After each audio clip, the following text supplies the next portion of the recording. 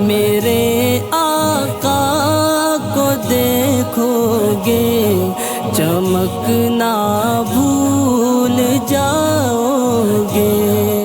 محترم ناظرین، السلام علیکم ورحمۃ اللہ وبرکاتہ۔ الحمد للہ رب العالمین والعاقبۃ للمتقین والصلاة والسلام علی سید المرسلین وعلی آلہ وصحبہ اجمعین، اما بعد۔ الصلاۃ والسلام علیک یا رسول اللہ، الصلاۃ والسلام علیک یا نبی اللہ، الصلاۃ والسلام علیک یا حبیب اللہ وعلی آلک واصحابک یا رسول اللہ۔ محترم ناظرین، آج ہم پیارے آقا و مولا جناب محمد رسول اللہ صلی اللہ علیہ وسلم کے وصف حیا و چشم پوشی کے حوالے سے کچھ باتیں آپ کی خدمت میں پیش کریں گے، اور ساتھ ہی اسلام میں حیا کی اہمیت، ضرورت اور اس کی افادیت پر بھی روشنی ڈالیں گے۔ ناظرین، شرم و حیا و چشم پوشی میں حضور صلی اللہ علیہ وسلم تمام انسانوں میں سب سے ارفع و اعلیٰ تھے۔ اللہ تبارک و تعالیٰ نے اپنے محبوب کے ہر وصف کو باکمال بنایا۔ ناظرین، حیا اور چشم پوشی کسے کہتے ہیں؟ اس کی تعریف کیا ہے؟ اس کے تعلق سے حضرت قاضی ایاز رحمۃ اللہ علیہ نے حیا اور چشم پوشی کی بڑی عمدہ تعریف فرمائی ہے۔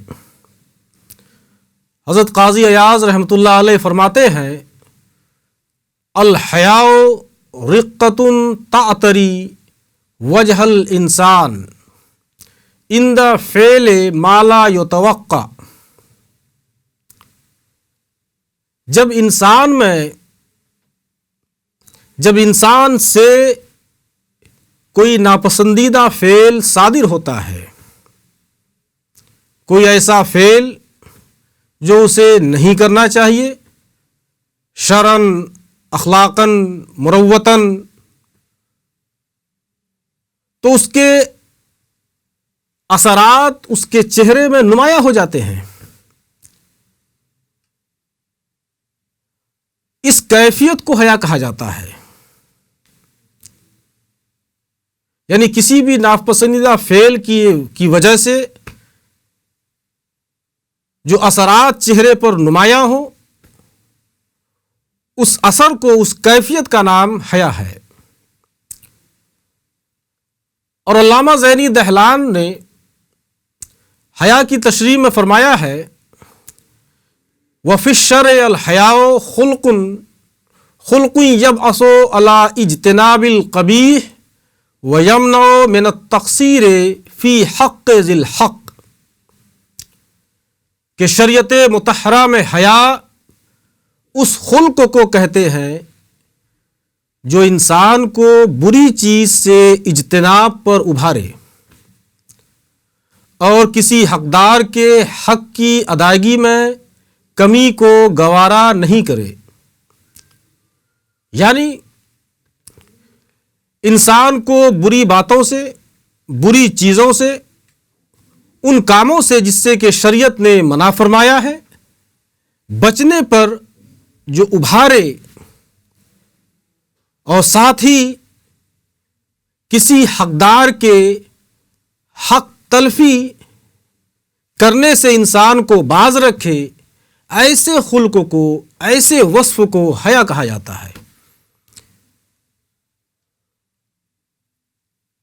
اور حضرت قاضی ایاز نے چشم پوشی کی تعریف میں فرمایا ہے التغافل اما یکرہ الانسان بطبیعتہ،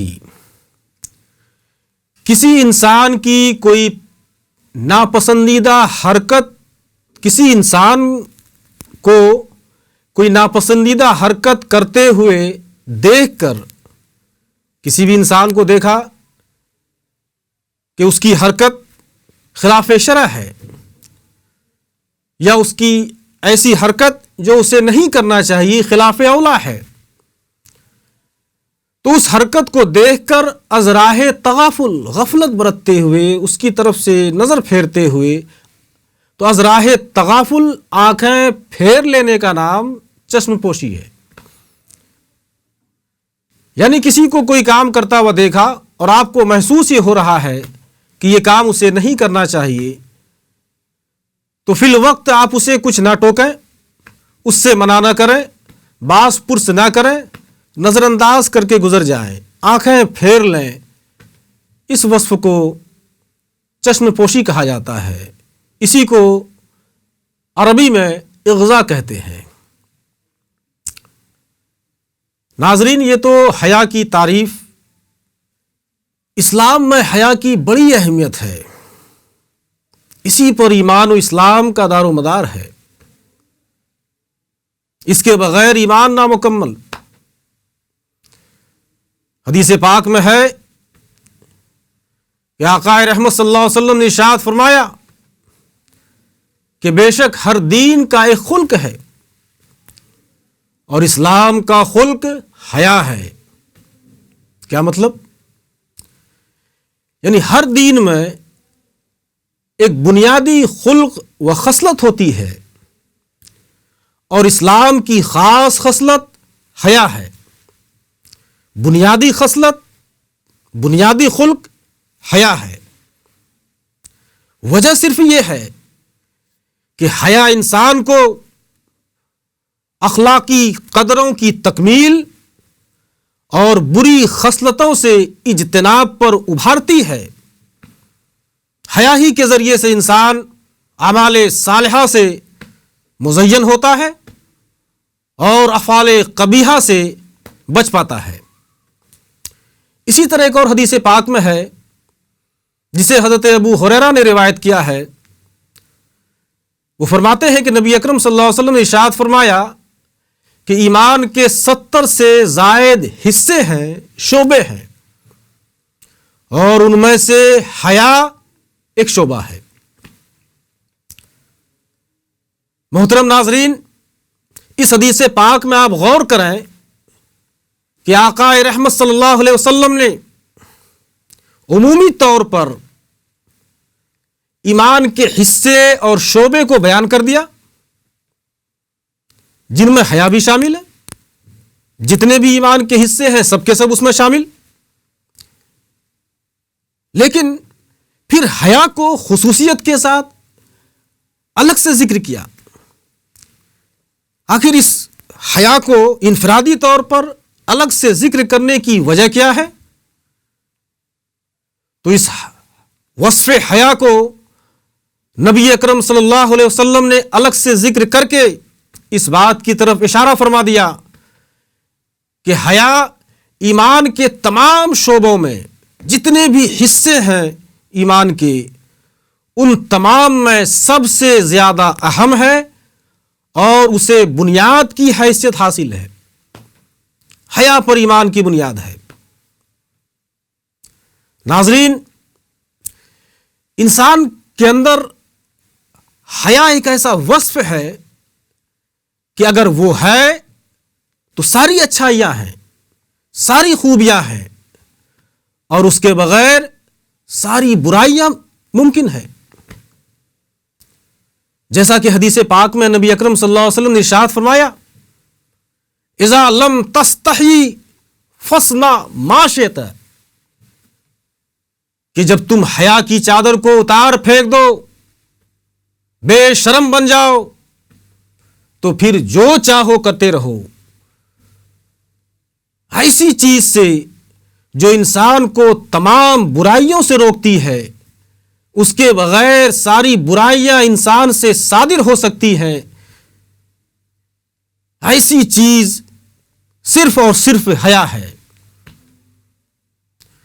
اسی طرح ایک اور حدیث پاک میں آقا دو عالم صلی اللہ علیہ وسلم ارشاد فرماتے ہیں، الحیاء من الایمان والحیاء خیر کلہ، کہ حیا ایمان کا ایک حصہ ہے اور حیا میں ساری بھلائی ہے۔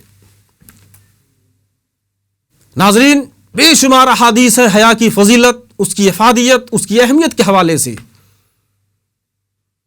حضرت عبداللہ ابن عمر رضی اللہ عنہ بیان فرماتے ہیں کہ حیا اور ایمان آپس میں متصل ہیں، ملے ہوئے ہیں ایک دوسرے سے، کہ اگر ان میں سے ایک اٹھ جائے، ایک ختم ہو جائے تو دوسرا بھی ختم ہو جاتا ہے، دوسرا بھی اٹھ جاتا ہے۔ کیا مطلب ہے؟ یعنی حیا ہے تو ایمان ہے، اور جو مومن ہے جس کے اندر ایمان ہے اس کے لیے حیا لازم ہے۔ تو حیا کے بغیر ایمان نامکمل، اور ایمان حیا کے بغیر ممکن نہیں۔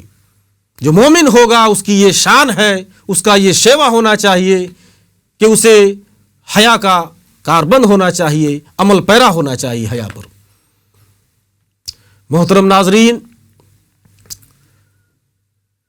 وصف حیا اور چشم پوشی میں ہمارے آقا کی مثال نہیں ہے۔ ہمارے آقا کی ذات میں یہ وصف پوری زندگی ہمیشہ نمایاں رہے۔ آپ صلی اللہ علیہ وسلم جب بھی کسی شخص کو ناپسندیدہ حرکت کرتے دیکھتے تو اس کی طرف سے ازراہ تغافل آنکھیں پھیر لیتے۔ کیا مطلب؟ کہ نبی اس بات سے منع نہیں فرما رہے ہیں یا منع نہیں فرمانا چاہتے ہیں؟ ایسا نہیں ہے، بر وقت موقع دیکھ کر مجمع میں آپ اس شخص کو شرمندہ کرنا گوارا نہیں کرتے ہیں، اس لیے وقتی طور پر آپ اس کی طرف سے نظر پھیر لیتے ہیں اور اسے محسوس ہوتا ہے کہ آقا رحمت نے ہمیں دیکھا نہیں۔ ناظرین، آپ صلی اللہ علیہ وسلم کی ذات وہ ذات ہے کہ جس میں وصف حیا اکمل ترین صورت میں پایا جاتا ہے۔ آپ سے زیادہ باحیا پوری کائنات میں کوئی نہیں، اور آپ ان تمام چیزوں سے اپنی نظروں کو چھپانے والے تھے جن چیزوں کا چھپانا واجب ہے، بری باتوں سے، برے کاموں سے، برے لوگوں سے، برائیوں سے، گندی چیزوں سے، ہر چیزوں سے، لایانی باتوں سے، لایانی برے مناظر سے، ان تمام سے آپ اپنی نظر کو چھپاتے تھے۔ ناظرین محترم، اللہ تبارک و تعالیٰ نے اپنے حبیب کے اسی وصف حیا کو بیان کرتے ہوئے ارشاد فرمایا، ان ذالکم کان یوزی النبی فیستحیی منکم واللہ لا یستحیی من الحق، کہ بے شک اس میں نبی کریم کو تکلیف ہوتی تھی تو وہ تمہارا خیال فرماتے تھے، اور اللہ تعالی حق بیان کرنے سے نہیں شرماتا۔ کیا مطلب اس آیت کریمہ کا؟ یعنی نبی اکرم میرا محبوب تمہاری حرکتوں کو دیکھ کر میرے نبی کو تکلیف ہوتی، لیکن تمہارا لحاظ کرتے ہوئے اسے بیان نہیں کرتے، تمہیں شرمندہ نہیں کرنا چاہتے۔ سبحان اللہ، سبحان اللہ، جس کے وصف کو قرآن نے بیان کیا ہے اس کے وصف حیا کی کیا شان ہو سکتی ہے۔ ناظرین، بے شمار احادیث کے اندر آپ کے حیا اور چشم پوشی کا ذکر ہے۔ میں آپ کے سامنے ایک اور حدیث پیش کرتا ہوں۔ حضرت ابو سعید خدری رضی اللہ عنہ سے مروی ہے، وہ بیان فرماتے ہیں، کان رسول اللہ صلی اللہ علیہ وسلم اشد حیام من العذراء فی قدرہا اذا کان کرہا شیئا عرفناہ فی وجہی، کہ رسول اللہ صلی اللہ علیہ وسلم ایک پردہ نشین کنواری سے بھی زیادہ باحیا اور شرمیلے تھے۔ جب کسی چیز کو ناپسند فرماتے تو اس کے آثار رخ انور پر نمایاں ہو جاتے۔ آپ غور کریں، اس حدیث پاک میں نبی اکرم صلی اللہ علیہ وسلم کی حیا کو ایک پردہ نشین کنواری عورت کے بھی حیا سے زیادہ قرار دیا گیا۔ آپ غور کریں، عورت کی فطرت میں حیا ہے، اور عورت میں سے کنواری عورت میں شادی شدہ عورت کے بنسبت زیادہ حیا ہے، اور کنواری میں سے وہ عورت جو پردہ نشین ہو، باشرع ہو، شریعت کے مطابق پردے کے ساتھ رہتی ہو، ایسی عورت میں حیا سب سے زیادہ ہوا کرتی ہے۔ لیکن میرے نبی کی ذات وہ ذات تھی کہ جن کے اندر ایسی کامل حیا والی کنواری لڑکی سے بھی زیادہ آپ باحیا تھے۔ سبحان اللہ سبحان اللہ۔ حضرت عائشہ صدیقہ آپ صلی اللہ علیہ وسلم کے وصف حیا کو بیان کرتے ہوئے فرماتی ہیں کہ جب کسی شخص کے بارے میں بارگاہ رسالت میں شکایت کی جاتی کہ فلاں نے ایسا ایسا کام کیا ہے، کوئی شکایت لے کر کے کسی کی آتا، تو آپ محفل میں اس کا نام لے کر ذکر نہ کرتے کہ فلاں نے ایسا کیا، فلاں نے ایسا کیا، جیسا کہ ہم اور آپ کا دستور ہوتا ہے۔ کسی نے آ کر آپ کے سامنے کسی کی شکایت کی، محفل میں ہے تو محفل میں، مجمع میں ہے تو مجمع میں ہم اس کا چرچا شروع کر دیتے ہیں۔ نہیں دوستو، میرے آقا کی شان یہ نہیں تھی، ایک مومن کی شان یہ نہیں ہونی چاہیے۔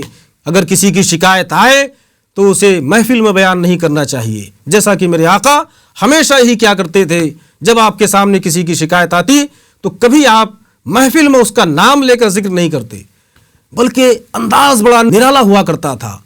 آپ یوں فرماتے کہ لوگوں کو کیا ہو گیا ہے کہ وہ ایسا ایسا کرتے ہیں، ایک عام جملہ بیان فرماتے۔ آپ اپنے اس جملے سے ناپسندیدہ قول و فعل سے گویا کہ اسے منع بھی کر دیا اور فاعل کا نام تک ظاہر نہیں کیا۔ یہی ہونا چاہیے۔